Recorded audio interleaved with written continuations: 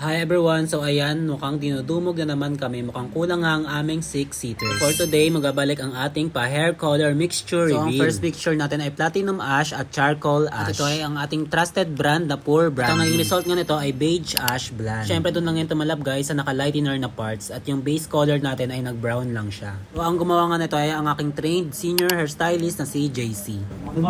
And ang ating next colorant ay Medium Red from the brand Pure Brandy. At ang naging result nga nito ay Medium Red. Siyempre guys, kailangan to ng lightener or bleach para mapalabas natin ang gantong color. At ang gumawa nito ay isa sa aking mga na-train na stylist na si Willimar.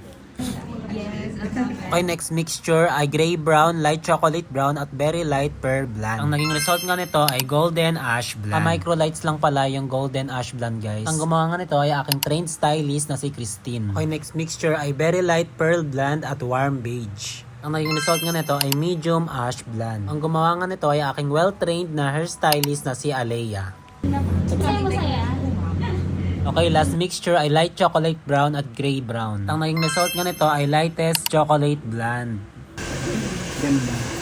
So, sa mga interested pala sa product ng Pure Brandy guys, ito ay available sa czscosmetics.online. Then sa mga gusto ng discount, use my card number 102739680. Then ito ang i-input nyo sa referral card number pag kayo ay mag-register na para makapag-order.